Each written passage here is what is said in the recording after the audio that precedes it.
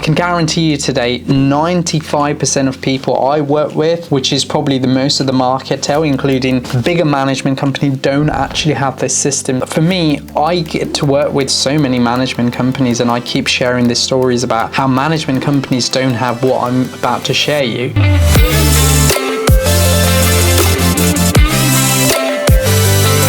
With all this happening in the last 3 series I've spoken about, and the 3 series, I really wanted to make sure that you guys understand what Airbnb co-hosting was. But today's video is all about the systems and processes, and to a point, as an Airbnb co-hosting, because you're only doing the online work and the online core management work, there is very little or nothing to be done if you have the right systems and processes in place. And for me, I get to work with so many management companies, and I keep sharing these stories about how management companies don't have what I'm about to share you, right? A CRM system, a detailed CRM systems, a channel manager. That's not the work that channel managers meant to do. I really want to make sure that today we go into the right detail. I want to share you some screenshots of what we build for our clients, and I want you to understand, if you get this right, then you scaling your Airbnb co-hosting business, and more importantly, to go all over the world, right? You can go global as quickly as possible. You can make money online as quickly as possible. But more importantly, the risk factor.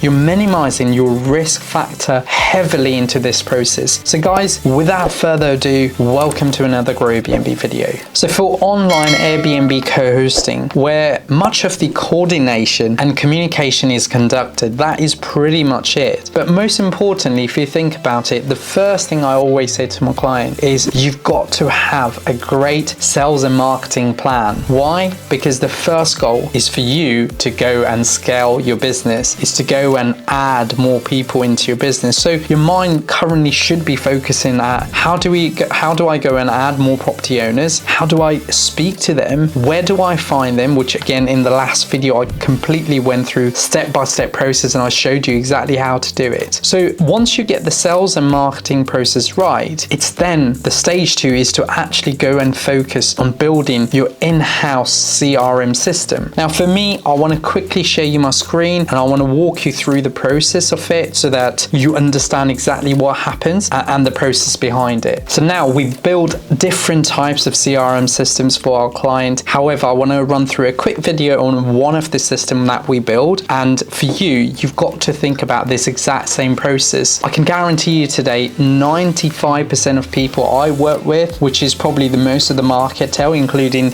bigger management companies, don't actually have this system. So for me, sharing you guys the insight so that you guys can really go and enjoy running this Airbnb co-hosting business. So here you can see this is literally a system that you need, and what it involves is booking.com, cleaning issues, direct bookings, guest complaints, last minute bookings, operations, payments, review management, team training, and you can literally add your team here. This is a very automated service that we build for our clients, but this is something that you guys need right now to start. Now, third stage is you want to, if you think about it, you've done your sales and marketing, you've kind of got your CRM system ready, and you've maybe onboarded a client. You really want to have a digital onboarding and agreement system where you have an agreement in place, you've spoken to the property owner, you've agreed a place to make sure that you are going to move forward and the time, and then all you need to do is send the agreement and get it signed off. If you have a great onboarding process, not only the property owner is going to be impressed, you will then also create less job when you then start adding more landlords to your portfolio. So the process I would take is, use Hello Docs to sign off the agreement. Obviously, make sure you use a solicitor to draft an agreement so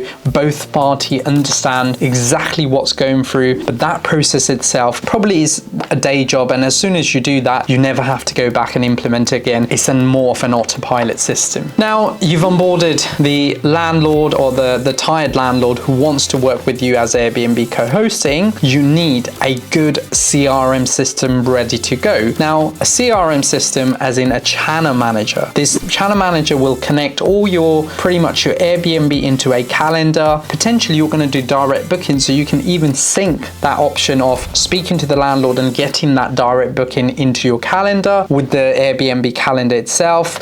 If you guys do Booking.com, Vrbo, any other online travel agent, you've got to sync it to that channel manager. However, now you might have, or your landlord might already have one. So it's again going back to having that conversation on what they want to use, how they want to use, and accordingly deliver that. Now in your case, it could be a less business management. You know, if a landlord's already got one, they're only going to provide you the logins, which is going to be even a big winner for you. The only difference is you've got to log into different accounts. However, it's a great way to save money for your business. Finally, the last part of your journey, you need a guest end-to-end client journey process, which means the day a guest inquire till the day you check out. That's exactly what you're doing for that landlord, right? And you want to make sure you do it 10x the process. You want to make sure you do it in 10x the automation and systemization, because you don't want to be doing that manually all the time. The more you systemize, the more processes you put in place, the quicker you're going to enjoy and scale this business, right? You know, I have times when new Airbnb operators really kind of say, Piers, I forgot to send the Airbnb check-in message to guests. And I'm like, you know, that should be automated. You shouldn't be manually doing it. And sadly, if you don't know how to do it, you're not going to do it. You're going to end up doing it manually from your notes on your phone, right? So the fact that you've got to make sure you sit down and write down the end-to-end journey as a potential guest and understand exactly how you're going to communicate that is going to make a massive difference into your Airbnb co-hosting. Over the last few months, I've tried to put in this channel a different amount of series on